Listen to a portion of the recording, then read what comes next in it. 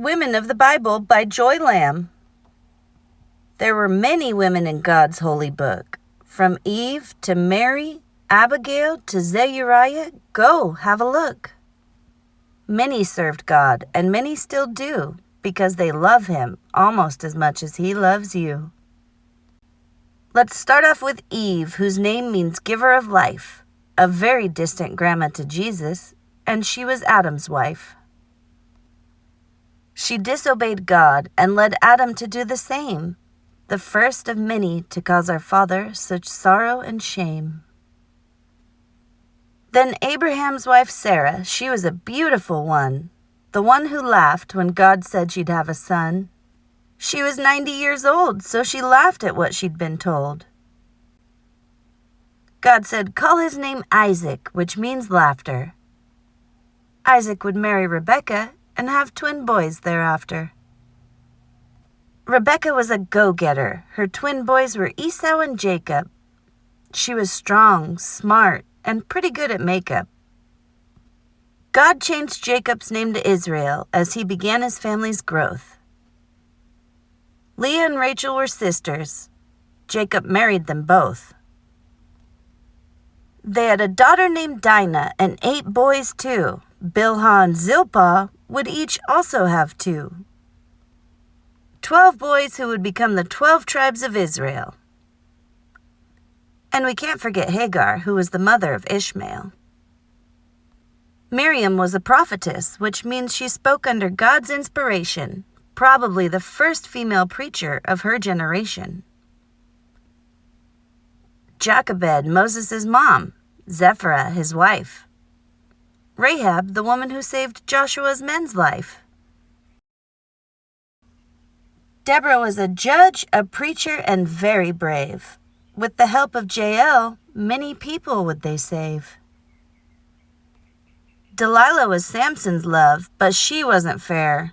She tricked poor Samson and cut off his hair. Hannah was Samuel's mom, and she spoke beautifully to God.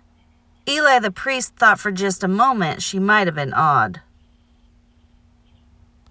Esther became a queen and saved so many lives. Bathsheba's son was Solomon, and he had 700 wives. Ruth was a hard-working lady, and David's great-grandma.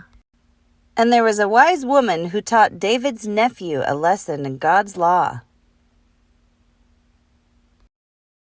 Huldah was a teacher who men traveled to hear. She would teach them God's word, something we should all hold near. The Queen of Sheba was a wealthy queen for sure. She traveled to hear Solomon's wisdom and left more rich than before. Then came Jezebel, who was also a queen, but she was arguably the meanest of mean. She fought with Elijah. She was nothing like the widow who took him in. God would take Elijah to heaven, and then Elisha's story would begin. Elisha did twice as many miracles as Elijah had done. He helped a widow woman gain oil and brought back another woman's son. Isaiah's wife was a preacher and a mother. Timothy learned God's word from his mom and grandmother. Philip's 4 daughters were also all preachers. Priscilla and her husband were both gospel teachers. Anna the prophetess served God night and day. Mary, mother of Jesus, and Mary Magdalene followed Jesus the whole way. 2 women ran the Philippian church, and they did so with care. A woman once wiped the feet of Jesus with her own hair.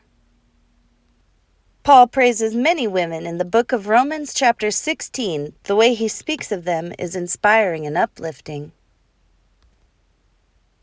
There were many more women in the Bible who shined. Just research God's book. You'll be amazed at what you find.